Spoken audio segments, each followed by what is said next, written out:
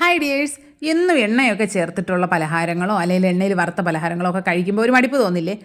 അത് കുറയ്ക്കാനായിട്ട് ഇന്ന് ഹെൽത്തി ആയിട്ട് ആവിയിൽ വേവിച്ചെടുക്കുന്ന ഒരു പലഹാരത്തിൻ്റെ റെസിപ്പി പറഞ്ഞുതരാം. എളുപ്പ പരിപാടിയാണ്. നമ്മുടെ വീട്ടിൽ എപ്പോഴും ഉണ്ടായിരിക്കുന്ന കുറച്ച് സാധനങ്ങൾ ഉപയോഗിച്ചിട്ടാണ് തയ്യാറാക്കുന്നത്. അതിനായിട്ട് നമുക്ക് ആദ്യം വലിയ 2 ക്യാരറ്റ് വേണം. അതിനെ പീൽ ചെയ്ത് വാഷ് ചെയ്ത് കട്ട് ചെയ്തെടുത്തിട്ടുണ്ട്. ചെറിയ ചെറിയ കഷ്ണങ്ങളാക്കി മുറിച്ചെടുത്തിട്ടുണ്ട്. ഇനി നമുക്കൊരു കുക്കർ എടുക്കാം. കുക്കറിലേക്ക് ക്യാരറ്റ് ചേർത്ത് കൊടുക്കാം. ഇനി നമുക്കിതിലേക്ക് ചേർക്കേണ്ടത് പാലാണ്. ഞാനിപ്പോൾ തിളപ്പിച്ച് ആറിയ പാലാണ് ചേർക്കുന്നത്. പാല് നന്നായിട്ടങ്ങ് ചൂടാറിയിട്ടില്ല, ചെറിയൊരു ചൂടുണ്ട് കേട്ടോ. 1 കപ്പ് പാല് ചേർത്ത് കൊടുക്കുന്നുണ്ട്. പാൽ കൂടെ ചേർത്തിട്ട് നമുക്ക് ഇതിനെ ഒന്ന് വേവിച്ചെടുക്കണം. ഒരു 2 വിസിൽ അടിച്ചോട്ടെ. പച്ചപ്പാൽ ചേർക്കാനേ പാടില്ല. പച്ചപ്പാൽ ചേർക്കുകയാണെങ്കിൽ കുക്കായി കഴിയുമ്പോൾ പാട കെട്ടി വരാനുള്ളൊരു സാധ്യതയുണ്ട്. അതുകൊണ്ടാണ് പച്ചപ്പാൽ ചേർക്കാത്തത്. പശുവിൻ പാൽ ചേർക്കാൻ ഇഷ്ടമില്ലാത്തവരാണെങ്കിൽ ഈ സമയത്ത് വെള്ളം ഒഴിച്ച് വേവിച്ചെടുത്താൽ മതി കേട്ടോ. ഇനി ഇത് നന്നായിട്ട് ചൂടാറിയതിന് ശേഷം നമുക്കൊരു മിക്സിയുടെ ജാറിലേക്ക് ചേർത്ത് കൊടുത്തിട്ട് അതിലേക്ക് ഒരു 3 ഏലക്കയുടെ കുരു ഞാനിപ്പോൾ ചേർത്ത് കൊടുക്കുന്നുണ്ട്. ഏലക്കാപ്പൊടിയാണുള്ളതെങ്കിൽ ഒരു 1/2 ടീസ്പൂൺ ഏലക്കാപ്പൊടി ചേർത്ത് കൊടുത്താൽ മതി. പഞ്ചസാര കൂടി ചേർത്ത് പൊടിച്ചതാണെങ്കിൽ 1 ടീസ്പൂൺ വരെയൊക്കെ ചേർക്കാവുന്നതാണ്. അപ്പോൾ അതിൻ്റെ ഫ്ലേവർ കുറച്ച് കുറവായിരിക്കുമല്ലോ. ഇനി ഇതിലേക്ക് മധുരത്തിന് ആവശ്യമായിട്ടുള്ള പഞ്ചസാര ചേർത്ത് കൊടുക്കാം. ഞാനിപ്പോൾ 1/2 കപ്പ് പഞ്ചസാര എടുത്തിട്ടുണ്ട്. ഇതൊരു മീഡിയം മധുരമാണ് കേട്ടോ, ഒരുപാട് മധുരമേ ഇല്ല. നിങ്ങൾക്ക് വേണമെങ്കിൽ ശർക്കരപ്പൊടി ചേർക്കാവുന്നതാണ്. ഇല്ലെങ്കിൽ ബ്രൗൺ ഷുഗറാണ് യൂസ് ചെയ്യേണ്ടതെങ്കിൽ അതും ചെയ്യാവുന്നതാണ്. അപ്പോൾ ഈ സ്നാക്കിൻ്റെ കളറിൽ ചെറിയൊരു വ്യത്യാസം വരും, അത്ര കുഴപ്പമേ ഉള്ളൂ കേട്ടോ, വേറെ ഒരു വിഷയവും വരില്ല. ഇതായിപ്പോൾ നന്നായിട്ട് അടിച്ചെടുത്തിട്ടുണ്ട്. കട്ടകളൊന്നും ഇല്ലാതെ അരച്ചെടുക്കാനായിട്ട് പ്രത്യേകം ശ്രദ്ധിക്കണം. ഇനി ഇതിലേക്ക് റവ ചേർത്ത് കൊടുക്കാം. 250 ml കപ്പിൽ 1 കപ്പ് റവയാണ് എടുത്തിരിക്കുന്നത്. മെഷറിംഗ് കപ്പ് ഇല്ല എങ്കിൽ ഞാൻ എല്ലാ വീഡിയോയിലും പറയുന്നത് പോലെ ഏതേലും ഒരു കപ്പിൽ അളന്നെടുത്താൽ മതി കേട്ടോ. ഇനി ഇതിലേക്ക് നമുക്കൊരു 1/2 കപ്പ് ചിരകിയ തേങ്ങ ചേർത്ത് കൊടുക്കാം. ഫ്രഷ് ആയിട്ടുള്ള തേങ്ങ തന്നെ ചേർത്ത് കൊടുക്കാൻ ശ്രദ്ധിക്കുക. പിന്നെ നിങ്ങൾ ആദ്യം പാലിന് പകരം വെള്ളമാണ് ചേർത്തിട്ടുള്ളതെങ്കിൽ ഈ സമയത്തൊരു 2 ടേബിൾ സ്പൂൺ പാൽപ്പൊടി കൂടെ ചേർത്ത് കൊടുക്കണം കേട്ടോ. ഇനി ഇതിലേക്ക് ഒരു നുള്ളു ഉപ്പ് ചേർത്ത് കൊടുത്തിട്ടുണ്ട്. പിന്നെ ഒരു 1/2 കപ്പ് പാൽ കൂടി ചേർക്കുന്നുണ്ട്. പാൽ ഒഴിവാക്കുന്നവർ ഈ സ്ഥാനത്തൊക്കെ വെള്ളം ഒഴിച്ചാൽ മതി കേട്ടോ. ഇനി ഇത് നല്ലതുപോലെ ഒരു ഹൈ സ്പീഡിൽ ഒരു 10-30 സെക്കൻഡോളം ഒന്ന് അടിച്ചെടുക്കുക. തേങ്ങയൊക്കെ ഒന്ന് അരഞ്ഞ് അതിൻ്റെ ആ ഒരു ടേസ്റ്റും കൂടെ കിട്ടിക്കോട്ടെ. ഇപ്പോൾ നല്ലതുപോലെ അരച്ചെടുത്തിട്ടുണ്ട്. ഇനി നമുക്ക് അതിനെ ഒരു ബൗളിലേക്ക് മാറ്റി കൊടുക്കാവുന്നതാണ്. ഈ ബാറ്ററിൻ്റെ കൺസിസ്റ്റൻസി കണ്ടല്ലോ, അത്യാവശ്യം നല്ല തിക്കായിട്ടുള്ള ഒരു ബാറ്ററാണ്. ഒരുപാട് ലൂസായി പോകാനേ പാടില്ല. ഇനി ഒരു സ്പാച്ചുല കൂടി വെച്ച് ജസ്റ്റ് ഒന്ന് മിക്സ് ചെയ്തതിന് ശേഷം അതിനെ മാറ്റി വയ്ക്കുക. നമുക്ക് വേറെ കുറച്ച് പരിപാടിയുണ്ട് കേട്ടോ. ഒരു പാൻ അടുപ്പിലേക്ക് വെച്ചിട്ടുണ്ട്. അതിലേക്ക് 1 ടീസ്പൂൺ നെയ്യ് ചേർത്ത് കൊടുക്കുക. നെയ്യോ ബട്ടറോ ചേർക്കാവുന്നതാണ്. കുഞ്ഞുങ്ങൾക്ക് ബട്ടറിന് ടേസ്റ്റ് ഇഷ്ടമല്ലേ, അപ്പോൾ ബട്ടറും ചേർക്കാവുന്നതാണ്. ഇനി ഇതിലേക്ക് നമുക്ക് ചേർക്കേണ്ടത് ഒരു 1/2 കപ്പ് ഗ്രേറ്റ് ചെയ്ത ക്യാരറ്റാണ്. ഈ ക്യാരറ്റിൻ്റെ ആ ഒരു പച്ച ടേസ്റ്റൊക്കെ ഒന്ന് മാറി കിട്ടുന്നത് വരെ നമുക്കൊന്ന് വഴറ്റിയെടുക്കാം. ആദ്യം അതിലുള്ള ആ വെള്ളം മുഴുവനായിട്ടും ഒന്ന് വറ്റി ക്യാരറ്റ് എടുത്ത് നമുക്കൊന്ന് കടിച്ച് നോക്കുമ്പോൾ ചെറിയ ആ ഒരു കരകരപ്പ് സൗണ്ട് ഒന്ന് കുറഞ്ഞിരിക്കണം. ആ ഒരു പരുവമാണ്. ഒരുപാട് അങ്ങ് വഴറ്റിയെടുക്കണ്ട. അതിൻ്റെ ആ ഒരു പച്ച ടേസ്റ്റ് ഒന്ന് മാറുന്നത് വരെ ഒന്ന് വഴറ്റിയെടുക്കുന്നുണ്ട്. ക്യാരറ്റ് ഒന്ന് സോഫ്റ്റായി കഴിയുമ്പോഴേക്കും നമുക്കിതിൽ കുറച്ച് ഡേറ്റ്സ് ചേർത്ത് കൊടുക്കണം. ഒരു 8 ഡേറ്റ്സുള്ള എടുത്തിട്ടുണ്ട്. അതിൻ്റെ കുരുവൊക്കെ കളഞ്ഞിട്ട് ചെറിയ കഷ്ണങ്ങളാക്കി മുറിച്ചെടുത്തിട്ടുണ്ട്. അതും കൂടി ചേർത്ത് കൊടുക്കുക. ഡേറ്റ്സ് കൂടി ചേർത്തിട്ട് ഒന്ന് നല്ലതുപോലെ ഒന്ന് മിക്സ് ചെയ്തെടുക്കുക. ഒരുപാട് നേരം ഇട്ട് മിക്സ് ചെയ്യേണ്ട കാര്യമൊന്നുമില്ല, കാരണം ക്യാരറ്റ് ഓൾറെഡി ഒന്ന് സോഫ്റ്റ് ആയതാണ്. ജസ്റ്റ് ഒന്നുകൂടി ഒന്ന് മിക്സ് ചെയ്യുക. ഫ്ലെയിം ഓഫ് ചെയ്ത് തണുക്കാനായിട്ട് മാറ്റി വയ്ക്കാവുന്നതാണ്. ഇനി നമുക്ക് നമ്മുടെ ബാറ്ററിലേക്ക് ഒരു 1/4 ടീസ്പൂൺ ബേക്കിംഗ് സോഡ ചേർത്ത് കൊടുക്കണം.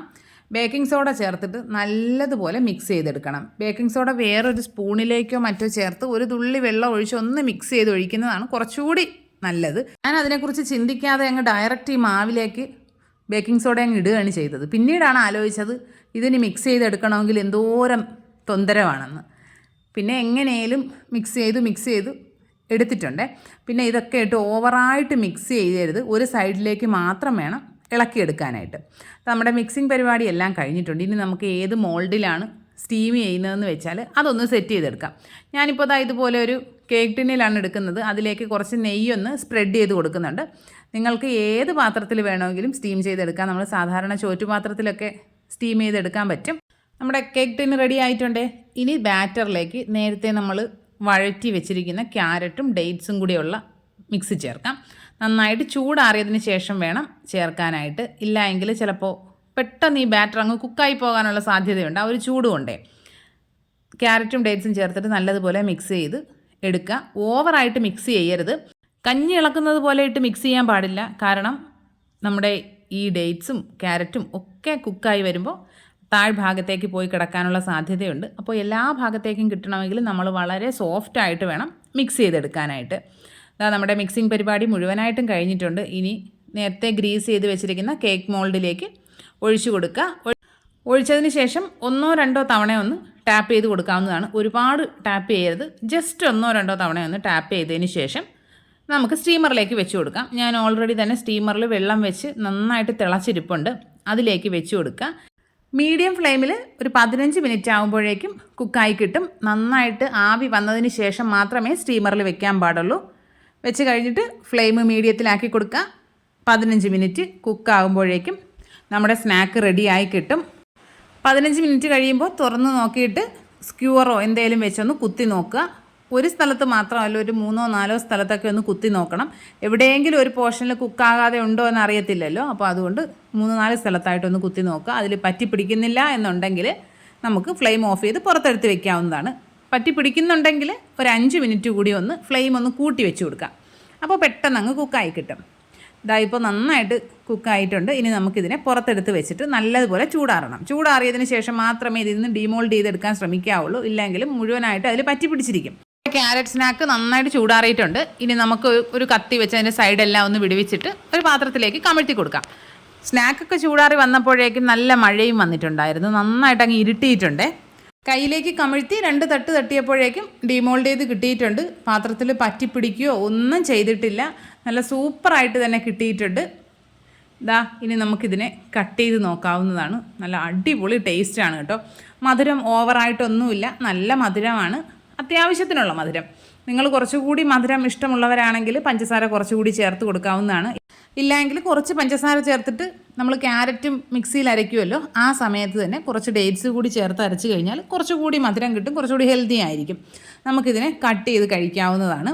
നല്ല സോഫ്റ്റ് ആയിട്ടാണ് കേട്ടോ ഇരിക്കുന്നത്.